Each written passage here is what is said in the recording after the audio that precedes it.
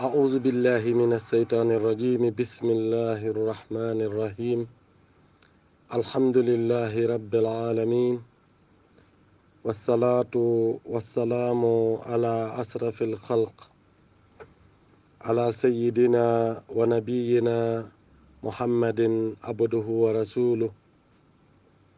صلوات الله وسلامه عليه وعلى أهل بيته الطيبين الطاهرين وأصحابه المنتجبين. وبعد السلام عليكم ورحمة الله وبركاته. musidɓe an tedduɓe wonɓe heɗade radio horizon 103.4 wonɗo koleya lance bunji. salmini on salminago l'islam. haray mi daɗɗiri yettugol Allah mo tawi ko kañum handi e yettugol e tuma wo tuma e sa'i wo sa'i. seedi reweteɗo e haqiqa alasi wona kanko Allah goto bajjo seniɗo mo ala kafidiɗɗo mo ara rentidirɗo. ɓawto ɗum mi juuli e nelaɗo makko Muhammadu sallallahu alayhi wa alihi wa sallam wondude e yimɓe suudu makko ndun. haray ɓawto ɗum mi du'ani sahaba en suɓaɓe laaɓuɓe gonɗinnoɓe nelaɗo e gurdam maɓɓe, ɓe jogiti wasuye maɓɓe e ɓaawo fatagol maɓɓe. aray ɗo e fuɗɗagol an yewtere mi du'anike monsieur Boubacar Yasin Diallo kamɓe e sonna maɓɓe wondude e jurriya maɓɓe. yo Allah ɓeydanɓe kisal e ɓantal, yo Allah reenuɓe aynaɓe nokku wo kaɓe woniri. haray wano noon kadi journaliste ɓe ɓe wonaɓe wallodirede nokkure nden ga, mo kala e golle muɗum ɗen ga, duhiɓe e suddiɓe gila e monsieur Abdoulaye Siré, ɓe fof maɓɓe yo Allah moƴƴin alhaaliji maɓɓe, danda ɓe kala ko ɓe huuli. nam wano noon kadi onon wonɓe ka yaasi no wattana yila no heɗade ko woni e feƴƴinede ɗo e nokkure nden. en fof moɗon wondude kala arayɓe waɗa ɗo yewtereji ko tawata koko nafata e ka diina l'islam. en fof yo Allah hokku en moƴƴere makko e yurmede makko. kala emen fof jogiiɗo nawnare yo Allah hayfinirande mo cellal.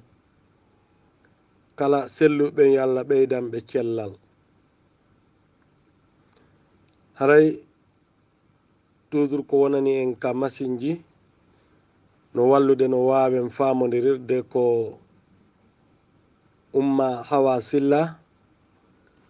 no wondi e makko ɗum e Wuri Bela Diallo. ko micro ɗo ko hewti ɗo komin Mouhamadou Ba Pita e dongol tuuma Kalilambam. haray mi salmini Ceerno Alassana Diallo kamɓe ɓe guure maɓɓe. en tori Allah yo Allah reenuɓe aynaɓe kamɓe ɓe guure maɓɓe ni en tawdaka ɗo e maɓɓe. en tori Allah yo Allah reenuɓe aynaɓe nokku kaɓe woniri. haray toɓɓere komi yewtata ɗo beru minitaji ɗi ɗuuɗa tammen on hande wona juutuɗo kono e hoore tawina o juutuɗo. yimi wayri arde ɗo tawi mi hattina mbawdi kono mi tawi ɓay ceerno Alassane en ɓe hettaki en tañƴini e ñalaɗe arayɗe ɗo kadi haray iɓe wayni en ɓe en tawdatake ɗo e maɓɓe mi tawi ma tummi ara e fi andintingol ɓayri onon wonɓe ka yaasi ɓen ɗon jogii faamu e gandal ɓurimi min arowo yewta on ɗo kono ko ɗum si Allah tabaraka wa ta'ala o daali fa zakkir fa inna zicra tanfa'ul mu'minin andintingol ngol no nafa gonɗinɓe ɓen fewndo ɗo ɗen fewndi e nder lewru tawandu ko tawandu e lebbi mawnuɗi ko tawi julɓe ɓen waɗali lurral e mu'um honɗum woni ɗum ko hondu woni ɗum ko lewru Rajibi haala arabu wiyandu Rajab fillaye fillaɗo mono faala wowlata hay filliɗo on ko hombo ƴetta e mum ha iwri e nelaɗo sabu hadise on ko muttafaq nelaɗo ɓe maki lewru Rajibi saharullah lewru Rajibi ko lewru Allah ko tawande e lebbi hurumji ɗin lewru sabbordu suumaye nelaɗo maaki ko lewru an ɓe maaki lewru Ramadan saharu ummati lewru suumayeru ndun ko lewru mofte an ko wano non o waɗiri ɓurdanuji hakkunde majji jon non ndu lewru Rajib ndu tawi ko lewru teddundu nelaɗo e nder lebbi ɗin fof ko ɓe ɓurayno ɗuɗude horugol e mum ko lebbi ɗiɗi ko Rajibi e sabbordu suumaye ɓay ɗen andi kam wano sabbordu suumaye no arayno e tumaji goo nelaɗo hoora sabbordu suumaye ndu fof ɓe tokkidira ndu ɗon e suumaye e nder lewru Rajibi ɓe hoorayno ha sabanke ɓe andi nelaɗo nandi hooray ndu lewru fof ɓe ala e taƴude ɓe miijo ha ɓe wowla tun e nder ɗen ɗon balɗe nelaɗo wo nafo ñalorma wontoya ɗon kadi ɓe lollina andi aray nelaɗo hande kadi hoorata e mayru nelaɗo kadi ɓe fuɗɗito horugol e mayru jon non ko ndun lewru woni ko wonɗen e mu'um kontore woɓɓe goo hande ndu wii go'o sabu ndarugol kalandiriyeji ko wowno ɗen adalde ko wiyede kalandiriye siyasi on no henti koyo ndaare hanki non hari no henti woodi buy ndaaruɓe yi'aali jon non woodi kontuɓe hande jogitigo woodi sabu ngantinorɓe ɓaytum fi kalandiriye ɗum koko moƴƴina wi'i go'o yaasi no hentinoɓe yi'aali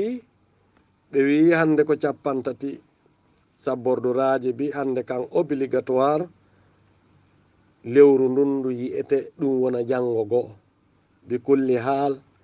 en toriki Allah yo Allah hawrindin en e sawaba jon non ndu lewru ko lewru tawandu e lebbi tedduɗi e andi maakuji buyno maaka e nder ndu lewru fillayeeno filla immorde wiyeteeɗo sawban o wi kanko e yoga e sahaba ɓe wonduno e nelaaɗo ɓe rewi e berɗe hiɓe feƴƴude laawol ngol koye takko berɗe ɗe woni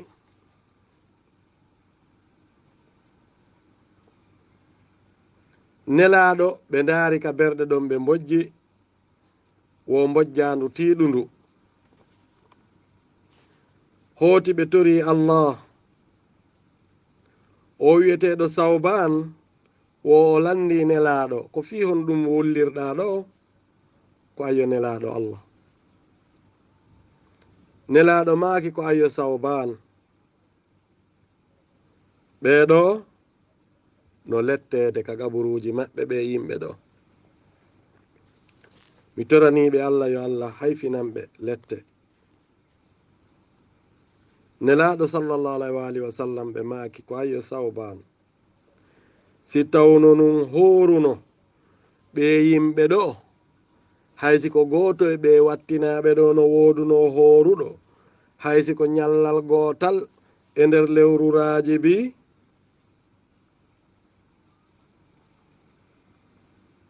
harayno ɓe heɓataano ɗeɗo lette hara ɓe hooruno haysi ko ñallal gootal ɓe naafi haysi koye jemmaare wootere ɓe lettatanooke e o gaɓuru ɗo jooni kono hannde on yinamere si Allah daali ka qur'ana makko seytanuuji yimɓe e seytanuuji jinna so wonsinooɓe ɓen ka yimɓe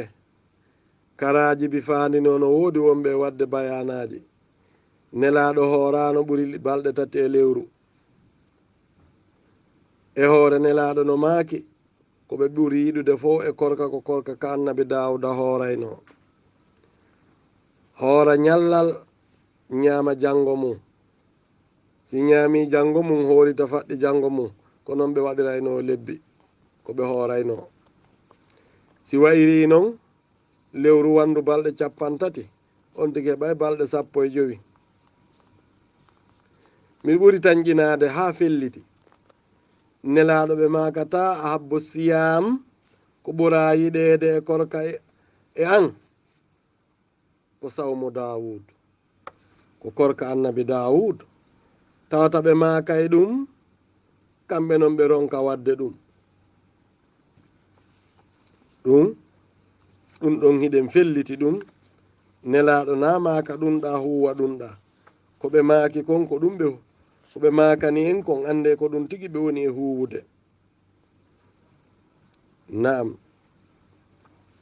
jooni mo siɓɓe julɓe golleji buyno wowa andintineede ko adi kom no woodi e duuɓi buy feƴƴuɗi hara buy e me'em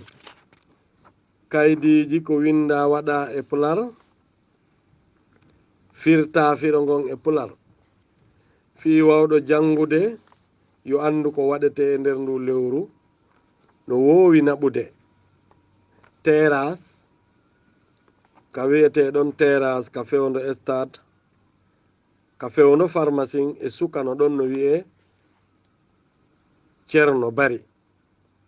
toujours haray kopijo no naɓa ɗon fii mono faala heɓugol ko wallitora après mono iwri terras no ƴawrude ka jungo ñaamo adalde hewde commune on lekkol no dari ɗon ka ceerno Ousmane Diallo ɓen kan no waɗa ɗon photocopie toujours ɗi nokkeli ɗiɗi haray en naɓi ɗi yewtereji windaɗi waɗa ƴetta e defte winda waɗa e pular hollugol fi golleji ko yiɗa ko moƴƴi ko mari baraji no huwirte fiwata en ronku waɗude ɗum heɓen baraji e nder lewru ndum wano noon e ngaal ni kadi naɓama wata taw kamɓe ɗon original ji ɗi ɓeɗe joginoro wani ɗin majjitori keɓe ko ɗum toujours naɓay ɗon si lewru ndun dari ke heyɗintingol haray wata e yejjitu kala marnoɗo ɗi yo ɗaɓɓitu ndaara beru ko Allah taaqinani ɗum nder tom piiji buyno nder tom ko waɗetemo yahi gila hande e ɗi nokkel ɗo ɗiɗi o waway heɓude ɗon ko o yurno o waɗa wano noon ɗo e ɗum ɗon hande o jemma ɗo mo fuɗɗike no wawa juulude darɗe ɗiɗi gila si o juuli futuro on o juuli geeƴe tuma nde o juuli geeƴe ɗen wo hay siko e leere juuleteɗo ka juulirde 20 heures 15 no salminiri geeƴe hakkunde ɗon e wiyede suba hewtoyde juulude darɗe ɗiɗi faati a laawol ɓulu walla o laabi 50 darde kala darɗe ɗiɗi o duumo e ɗe e nder lewru ndun jemmaje ɗen fof ko filla kon immorde e ɓeygure nelaɗo sallllahu alayhi wa alihi wa sallam ko ɓe ƴetti immorde mo kala ƴetti immorde e bemmum on ƴetti e bemmum ha hewti e nelaɗo neɗɗo waɗɗo ɗum ɗon julɗo gonɗinɗo reeniɗo o windante baraji wa waɗɗo dewal duuɓi temedere woɓɓe wa horuɗo duuɓi temedere naam ɗe gandi noon woɓɓe goo nanay ɗum tum ya poro kono toujours kamatu dinu tu danu si wona saabu bonus ji ko Allah jonnata en kon harayno ala goɗɗo ko luttinamo o huwatano ɗo moƴƴere ha heɓa ko wawa mo luttinde e nder aljanna kono ɓay Allah on ko o wasiu rama ka o holli fi sowangol goɗɗo moƴƴere koye jemma laylatul qadri ko ɗon ƴetta ɗon ko farilla jum sunna on ko ɗon ƴetta e fi waɗi ɗum ɗo o duubulante ɗum ɗo nam haray komi tori kala heɓuɓe feere yo yahu ka ceerno usmani mono iwri madina ga feƴƴi pogon no yaarude terrasse no feƴƴiri fewdo commune on ka jungo nano siko iwruɗo ɗon ceerno ousmane diallo iɓe jogii ɗon original ji fii ko hutorte e nder ndu lewru winda waɗa e plar ma terrasse ka ceerno bari fewdo kanko e pharmacie on ɗon machine makko photocopie on hikkodiri lando fi ceerno bari fii mo kala yo heɓu nde moƴƴere ko woni e mu'um reeno e kala ɗi Allah harmini wakkilo ɗum ko Allahu on yamiri e ɗoftareji huwa ɗum ɗo jorto Allah yeɓata golle kanko neɗɗo mbay Allah wona o yeebowo golle neɗɗankejo ko wano noon e deftere wano yewtere nde miɗo yewti joni fi o wiyeteɗo Sawban e deftere mo sayhujo no wiye alhebrul fahama asseykhu abdourahman assafuri assafi'i safa'iyankejo winduɗo deftere no wiye nuzhatul majalis mo ndaroyi fiiraji bino yewta e nden deftere o taway ko hunde mawnude ka damal fadlu rajab wa sawmuhu ɓural rajiɓe e horugol rajiɓe numéro page 189 o yiyay ɗon piiji ko ngalɗini naferema kam mo ƴettoye deftere nde ka kala mo koɓe kaalul bayti windi no wiye mafatihul jinan ɗum ko sottirɗe aljannaji joni wano ka nde deftere nuzhatul majalis no filli hadise on ibnu abbas bal ibnu abbas kankadi woodi ka o ƴetti fiindu lewru no ƴettoya ka woɗɗi filliɓe en ƴettun enen ha ko hikki kom e ibnu abbas wondema nelaɗo sallallahu alaihi wa sallam ɓe maaki kala wi'uɗo e nder lewru raajibi e lewru sabbordu suumaye e lewru suumaye hakkunde fana e alansara o janga o du'a ɗo ɗum ko astaghfirullah al azim allazi la ilaha illa huwa al hayyul qayyum wa atubu ilayhi tawbata abdun zalim la yamliku li nafsihi darran wala naf'an wala mautan wala hayatan wala nusuran. o janga ɗon laawol ma laabi tati ma laabi joyi ɗon no heɓiri feere o haysi ko laawol hakkunde fana e lantara gila e lewru raajibi ha suumaye lanna ñande o hakkunde fana e lantara o janga o du'a ɗo ɓe maaki si neɗɗo on jangi o du'a haaɗi lebbi tati timmi allah yamiray wahoyinayi e mala'ikaɓe wondema sunne jaɓe sunnon ɗereeli kapiiji bonɗi oɗo ɗin windano kaari geɗal kaari sabu ko o jangi o du'a e nder ɗiɗo lebbi ɗum ɓe gandi noon nde no wiye mo waɗi ɗum ɗo junubaji mum ha furte wona on neɗɗo mo tawi ko tewotoɗo e aha jaka mo huwi bakkatu o waɗi ɗum ɗo junubaji makko fo ha furte o ukko e bonɗi o wi'a o waɗay ɗum ko wi'a yo waɗe ɗo ko mbo wowlana ɗum ɗo ko on neɗɗo huwirɗo bakkatu e hoore ɗayre e hoore faljere e hoore yejjitugol ndaren qur'ana kon ɗum yewti en bismillahi rrahmani rrahim rabbana ya jawma amen la to akhizna ta nangitir men inna sina ɗum ko men yejjiti aw akhta'ana ma ɗum ko men woopi honto yi'eten nder ga ɗum ko men tewi e nder qur'ana allah yaafo men ko men tewi kon ɗum ala nder ton ko on neɗɗo yejjituɗo e on neɗɗo woopuɗo o woopi ku hunde nden no huwirte tawi ko bakkato heɓoto e ko o waɗi kon kono tawi o anda ko ɗum si o waɗi ɗum ko ɗin bakkatuji woni hafurteɗi sabu mo jangi on du'a wona dey wiigol yomi tewo mi waɗa haray ɗo yewtere nden na ha fewno ɗo mi tiiɗa e yewtere nden ha probléme nawnare hoore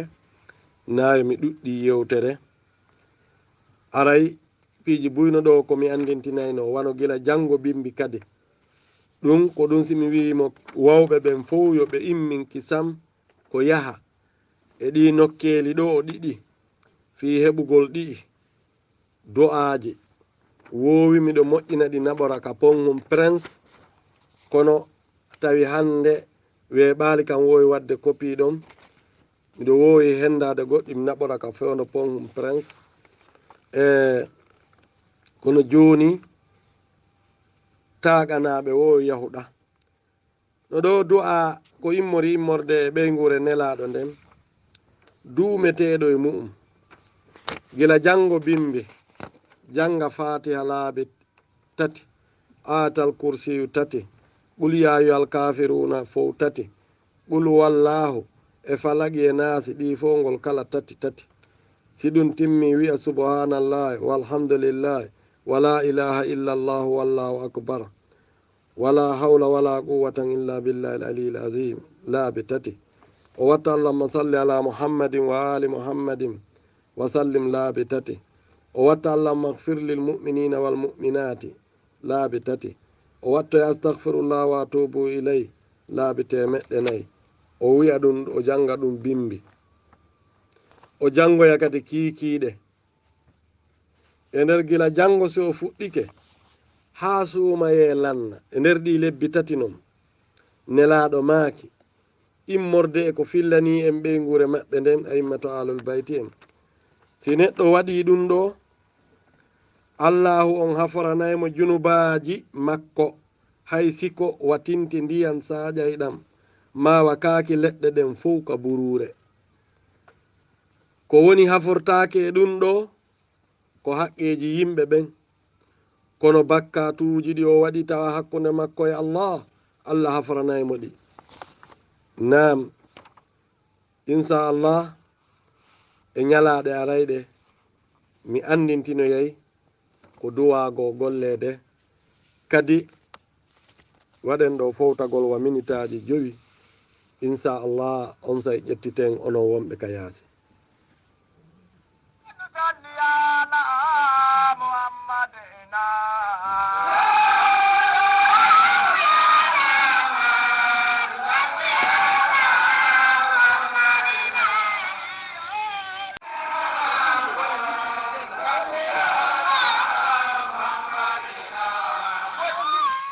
emo siɓɓe tedduɓe ko radio horizon 103.4 wonɗo koleyal lance bunji wonɗon e heɗade toujours ko wonani en kam machine jitto ko umma hawa silla wondude e wuri bela diallo toujours numéro on ko 655 56 53 56 e numéro ɗimmo 624 98 15 18 haray toujours ko umma silla alo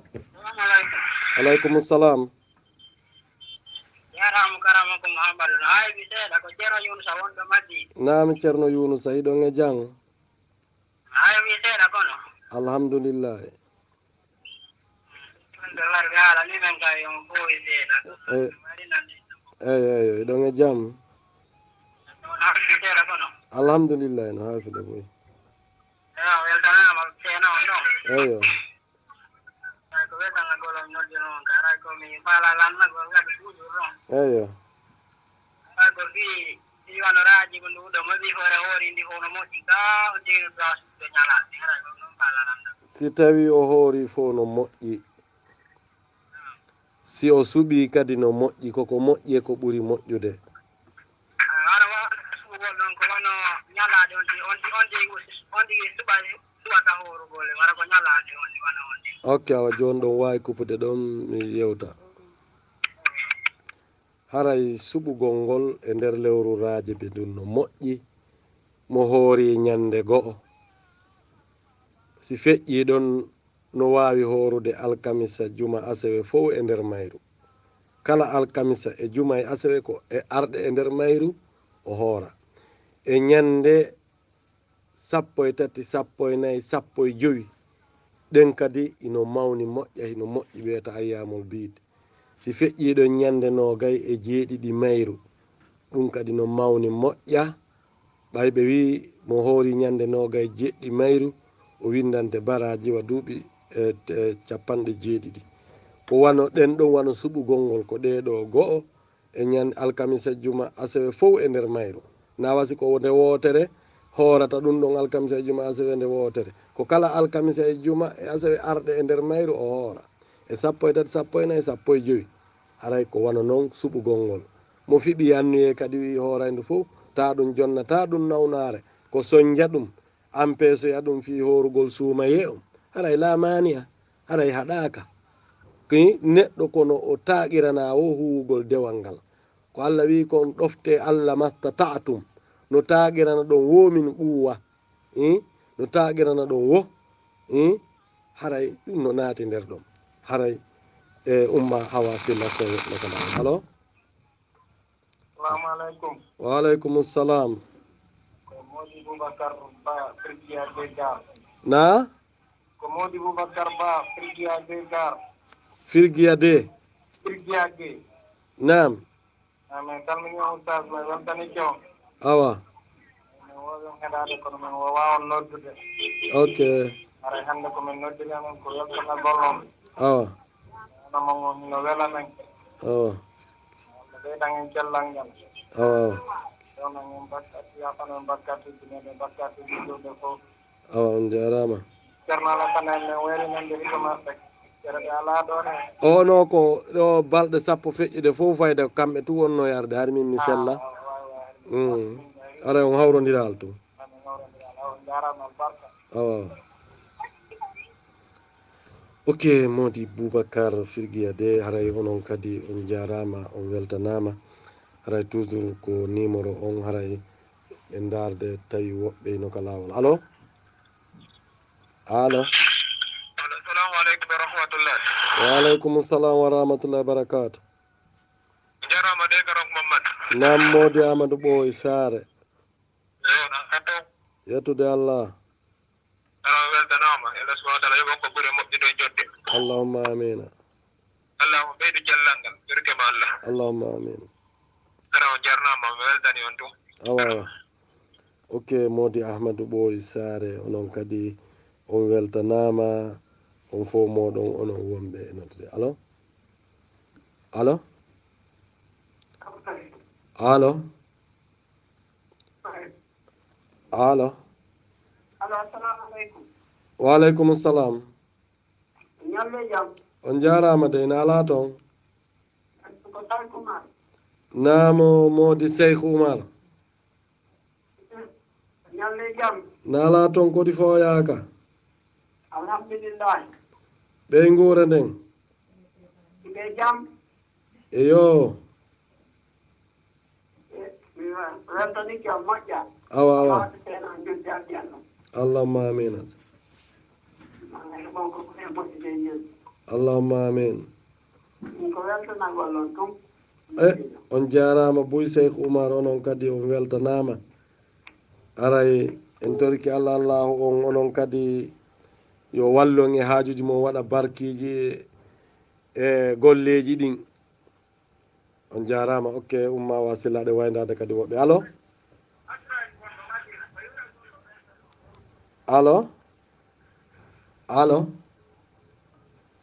ok ɓeɗo fuutiken toujours numéro on 655 56 53 56 624 98 15 18 umma awa silla allo aleykum salam on jarama dey yettude Allah alhamdulillahi allahumma amin nam mode Amadou Saare nam na eyo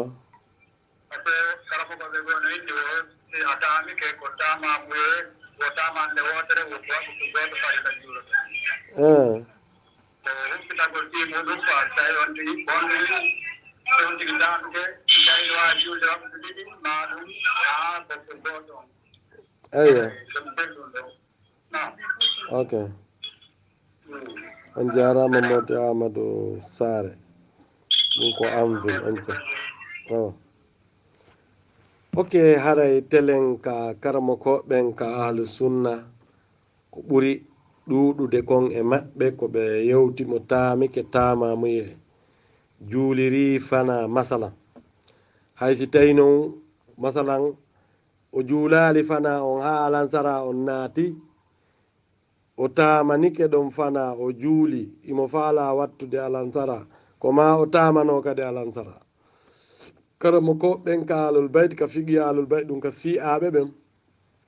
kamɓe ɗon e nder figi maɓɓe on ɓe lurra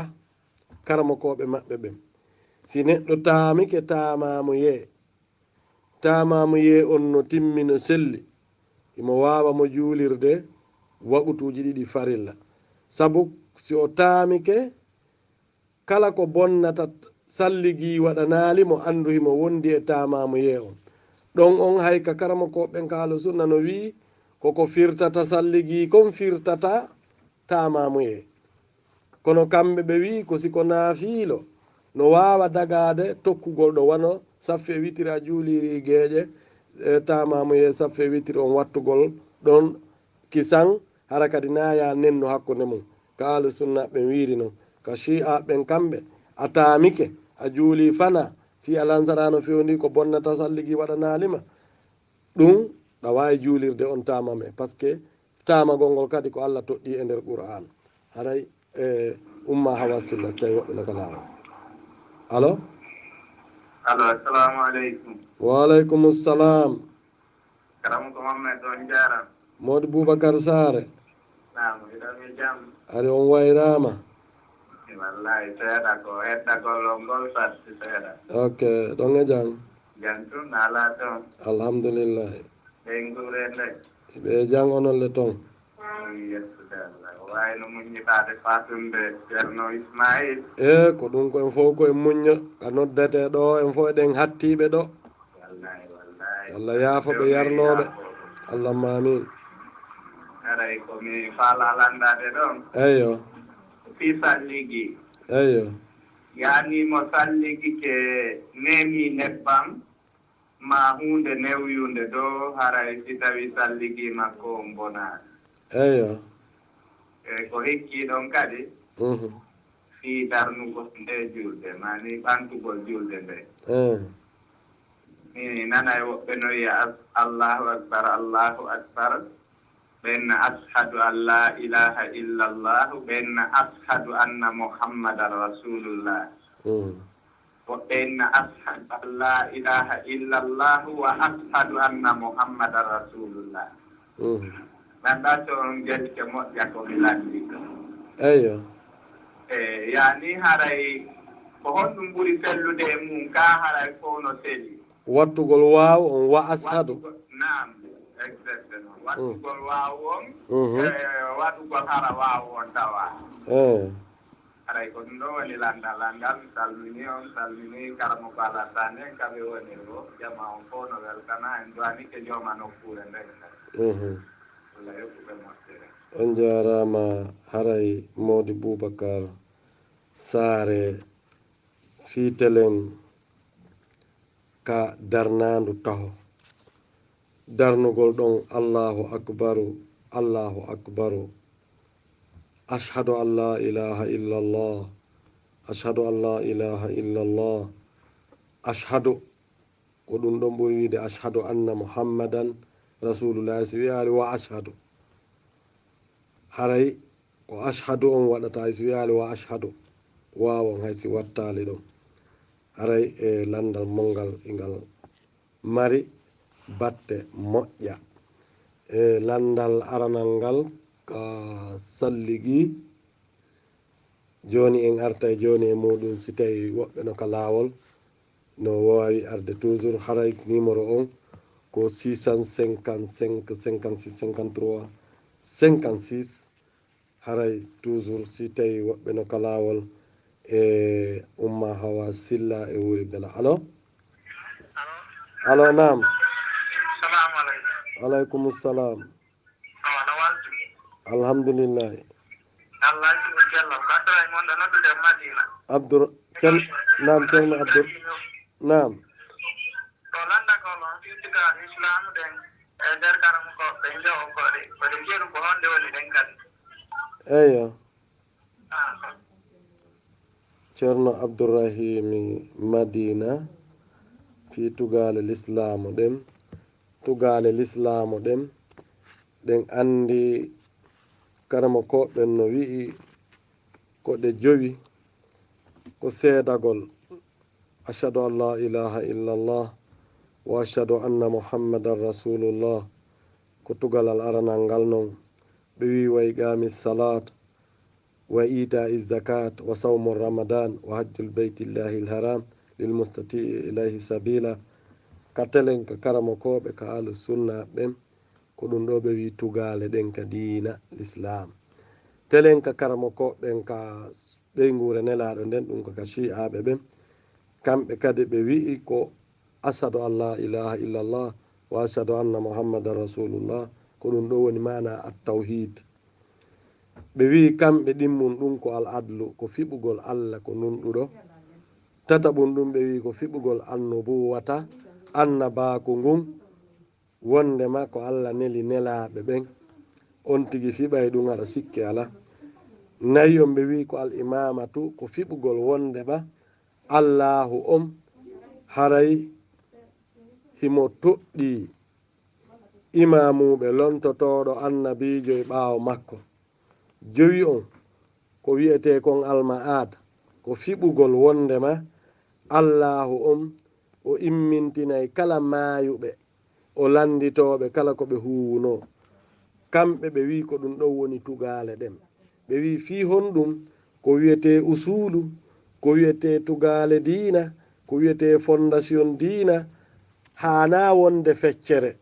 si woni feccere haray woni ŋappuru haray wonali ko timmi fi honɗum hajju komo heɓi jawdi si tawi noon a julɗo a heɓali jawdi haray andi tugale maɗen haray ɗe iwti wonde jowi jakka ko si a heɓi jawdi bal ka jawdi ndinɗa a heɓi ko hajjire ko si cellal no tawti ɗon si tawi goɗɗum e ɗum ɗon timmidali tun haray fawaki ma haray ko tugale naymarɗa si a heɓali jawdi ko itte jakka haray ko tati wonɗa e luttirde tugale ma ko tati wonɗa e luttirde ko wiyete fondation hay e nder ɗen ɗon tati korka kan no aroya si a heɓi nawnare nde horoda tawa a wawata horude few nawnare nden haray ɗon kadi fukkike ma ko on ɗum fayi ma ko etugol kadi ko siɗa mari si tawiɗa ronki hay ko ñaama a nawni a wawata horude andi hay etugol joni a ɓortike ɗon haray ko luttirta ko tugale ɗiɗi joni ka alul bayti ɓe wi ha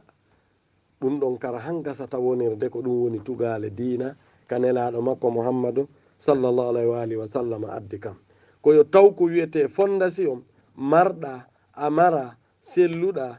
ñawɗa no fewdorɗa o tawata ɗum ɗon a wawata seedude mum ko ɗum ɗon gasata wonde fondation haray ko wanoni ceerno Abdourahimi Madina ɗen wawi darde si woɓɓe ino ka lawol allo waaleykum salam komɓe na mi alay nande alo ko hombo moke modi Mamadou Balde Symphonia eyo Horizon FM nam e heeɗi yo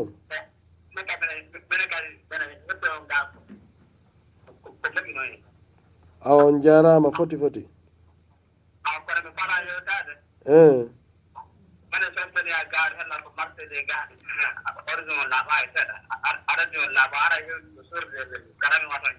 ok awa en tori Allah newnuno wawa hewtirde toon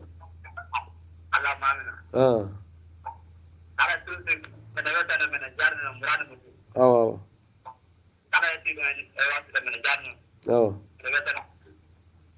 on jarama on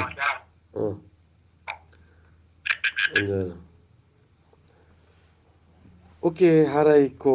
Mouhamadou Balde Symphonia haray ɗen wawi darde sen heɓay dernier auditeur allo assalamu aleykum wa rahmatullahi waaleykum salam wa rahmatullahi wa barakatu woniranɓe bofa ceerno Mouhamadou Saliou ɗon e jaam eyo bofa ley naam karama ko noon tigile ko bofa eyo on weltana modi on jarama hande kadi yewtere moɗon nden ɓurti weltinde jamma o gandina jamma ko jokkete naam haray ko hunde wonde min kadi wodi komi landito ɗon eyo fayi on andi kala ka fi islam on yewta wuli ɗen inde mazhabu ahlul bayti yimɓe laɓɓinaɓe ɓe Allah laɓɓini ɓe Allah ƴettani garanti laɓɓiniɓe haray woɓɓe kadi gamnode to débaji kamɓe kadi ɓe yewta fi combatugol ɗum ɗo eyo hay noon ɗum ɗo hino anda iladna on dawi ko feddeji ɗiɗi woodi ko fedde jokkuɓe gonga kañum e faalaɓe e gonga kanɗano eyo modi o jarama ɗon kadi ila ka yewɗon nde yewte ɗo en nana joni ɗo joni woɓɓe wawi sittigude ɗum ɗon inna haara ɗum mi anda noon joni si tawi woni e goɗɗo yewtama ɗum ɗo ko nafata ɗum adna e laakara goɗɗo darike ɗum kañum kadi inni haara ɗum ɗo wona gonga haray maɗo hakkille womaɗo hakkille anda si tawi woni ko yewɗon gon ko gonga si wona gonga ok on jarama ɓe signali en ɗo leere nden kadi muutike ceerno Mamadou Saliou on jarama ko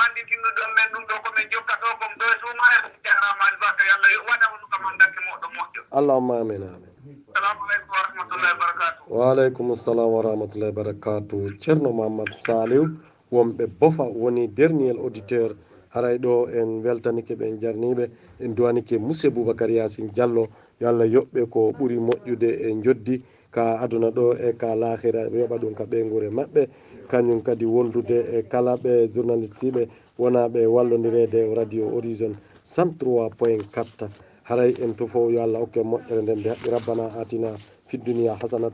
وفي الآخرة حسنة وقنا عذاب النار ربنا إننا آمنا فاغفر لنا ذنوبنا وقنا عذاب النار بحق جودك وكرمك يا أكرم الأكرمين يلا مؤمن الحالي ميدن دين ان فو ميدن haray toujours ko wonani en ka masinji to walle en wawden famodirde ko umma hawa silla wondude e wuri bela diallo haray toujours o leere ɗo ɗe gandi sorel Moussa Souma aray e sansugol ɓe ɗo e batte golle ɗen haray inchallah en e talata kadi 16h30 e talata on inchallah haray assalamu aleykum wa rahmatullahi wa barakatuh haray ɗen salmina ceerno Alassana wondude e ɓeygure maɓɓe nde